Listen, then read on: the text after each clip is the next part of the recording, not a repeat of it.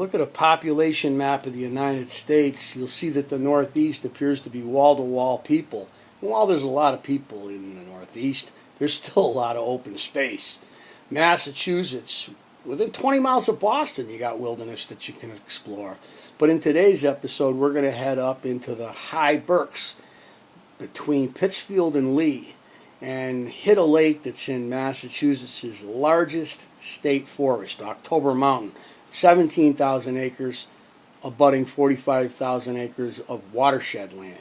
The lake we're going to hit is Washington Mountain Lake, which was built as a flood control project by the Army Corps of Engineers back in the 80s. Like all Army Corps lakes, October Mountain is stocked by the Army Corps with bass and pumpkin seeds, and of course there's other forage fish there as well. Now when you look at the area that October Mountain is in, not that many years ago, it was fields. It was regrowing farm fields from the merino sheep craze back in the 18 teens and 20s, and it was recovering from the boxboard fad where boxboard companies clear-cut much of New England's forests to create crates to begin our American consumer culture. Anyways, we're getting out there. We're going to do some fishing to see what we can catch on Washington Mountain Lake. Here's my gitsit. I'm going to throw the gitsit with the fly attached. It's kind of a wimpy cast. Just drop it in there, see what happens. Now there's a lot of stumps here. I thought about throwing a Senko. There's a lot of small bass in here, and I don't feel like wasting Senkos on them just yet.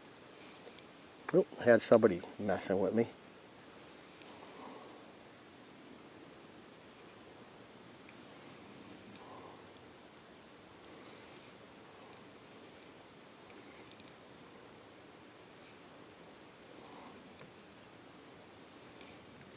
I got my gitsit rigged with a circle hook.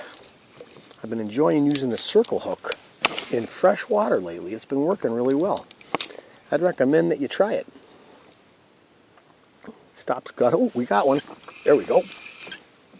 Oh, this feels like a pretty good fish. Hard to say. He's giving me a little fight, giving me a little tug. He's got his head down, towing the kayak.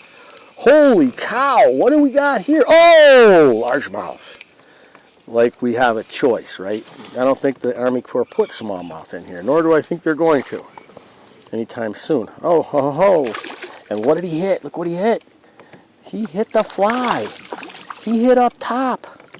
Now that's why I do this. You guys have seen me do this before. See, I've got the gitsit down low, and up top I have my fly. And I'm using a crayfish fly. There it is. And that's what he hit. Now he's not a hog or nothing, but how hard is it? Look at what I got here. I got a micro swivel, and I'm just running a three-way situation. So my weight is the gitsit, which I've got rigged with a circle hook, and there's a brass split shot in there. So it's a little different setup, but it gives them a couple options, right? They can go for the gitsit on the bottom, or they can go for the fly up top. There's another one. Oh, he's off. Darn it. Almost had two in a row. Wonder if that was on the fly or the gitsit.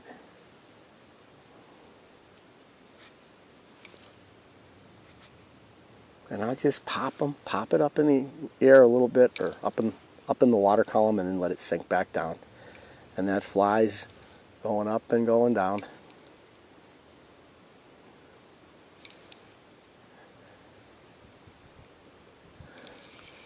All right. We're going to flip it right over here. I don't want to get in the pads. I want to be right next to the pads. Good cast there by me. Ha! I'm going to let it sink down. Pop it. Pop it. Pop it.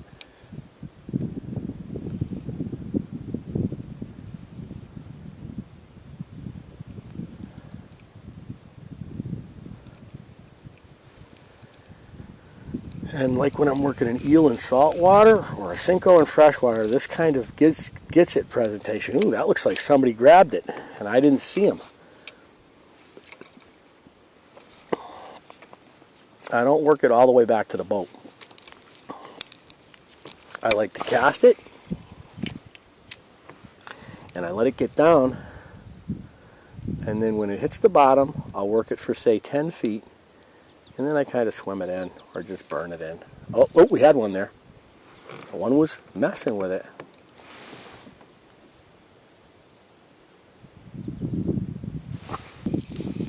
Yeah. What do we got here? We got a double. Oh, how funny is that? So I got a bass and a perch. So the perch is up top. Oh, now he's on me. And the bass is on the bottom. So I get the bass off. And there goes the bass back. And the perch is like flopping around on the bottom of the boat. He's going to try to fend me because that's what perch do. There we go. A yellow perch. A double. And that's what you can do when you're using this setup that I have, because the setup has got two hooks, autonomous from one another. So I've got something to get it down, meaning the Cinco, the gets it, that gets me to the bottom. And then from there,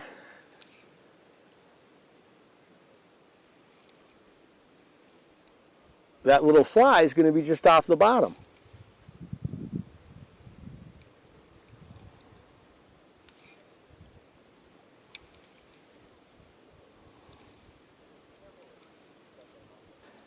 And it's high up. It's 1,700 feet above sea level where we are here, which makes it, oh, there's another one. Oh, he got off.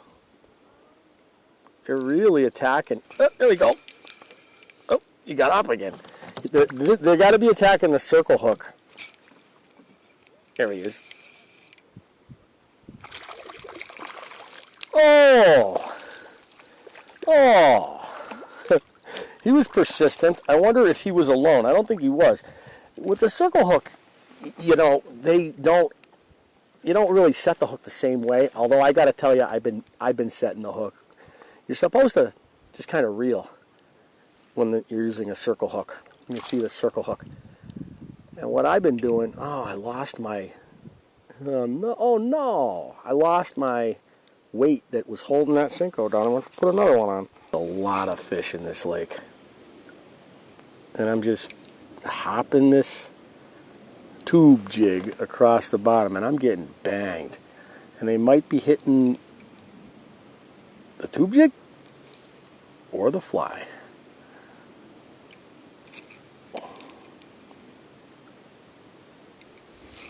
The tube jig does a nice job of simulating a crayfish, right? That's what I think. Could be a minnow. I think when it's falling, it could be a minnow. Okay, so I put it out, and I'm letting it sink, and it's going to get to the bottom. I'll know I'm on the bottom when I'm looking at slack line. It's still going down. Now it stopped. It's on the bottom. You got to watch it when you do that, because you get them hitting it when it's sinking. And now I'm hopping it. And like I was saying, this is the largest state forest. It's got all kinds of great wilderness land around. It was farmed not that many years ago in most places. You'll find the Appalachian Trail runs through it.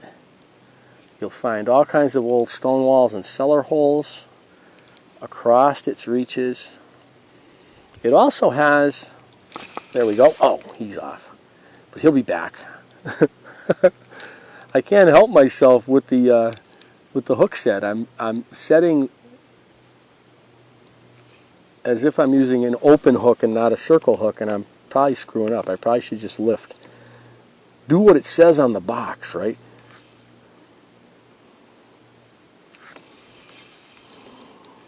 Ooh, got into the mutt. Let me get that out of there. That was a nice yellow perch I got earlier. I've never ice fished this lake. Now this lake is high up. It's going to freeze first. Bet you could do pretty well with perch in here. That was a substantially girthed perch. Yeah. There's always a lot of fish off the dam here. Oh, it's a whopper yellow perch on the Gitsit. Look at the size of that yellow perch. For some of you, that might be a PB yellow perch. I've never thought of a yellow perch being something. Look at that. Put that in a tropical fish tank. Oh, he hit the Gitsit. That says we have aggressive perch in here. Aggressive. That's something bass do, not perch. I expected something on that cast. I got nothing. We're going to go in here. We're right off some pads right there. Oh, there we go. He just hit it on the drop. So we're looking at a largemouth, I would imagine. Oh, yeah. We're not talking about a massive fish here, but nonetheless. Oh, he's on. Look at that. I get the perch on the Gitsit, and I got the largemouth on, you guessed it, the fly. I lost my last one, so what I did was I put on a big woolly bugger. Trout guys, you will recognize the woolly bugger. I put on a big woolly bugger on the back of the Gitsit, and bam. So let's do that again. Flop it over there. Oh, a little bit off the edge. Oh, water temperature is, I mean, we're talking late into July right now. It's July 31st. And the water temperature here is probably 72. It's like the coldest I can remember the Berkshire ponds being. Of course, we've had a very cool summer so far. Right off the pads. Nothing. Nothing. Oh, there we go.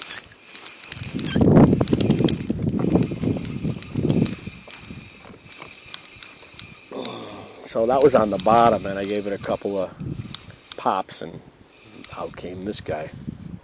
Who is it? Who is it? It's definitely Mr. Largemouth, but how big is it? Oh, it's carbon copy. And guess where he is? He also is on the fly. Now, if you're watching this and you're a bass guy, what are you thinking right now? Am I an idiot? Am I an idiot for thinking of this? Oh, maybe you should try it. Get yourself some woolly buggers or some crawfish flies and go 2 for 1. Why wouldn't you? Well, because Kevin Van Dam does it. Because Kevin Van Dam does it. He just hasn't shared it with you.